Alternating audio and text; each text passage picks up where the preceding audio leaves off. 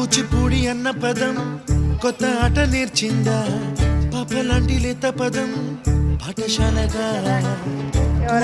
జానపదం పల్లె దాటి వచ్చిందా చవళిల జానతనం పాట చూపగా తాగే చిత్రాలు ఎదురొచ్చేలా అంతటా ఎన్నో వర్ణాలు మంచులో తాగే చైత్రాలు బదులిచ్చేలా ఇంతలా ఏవో రాగాలు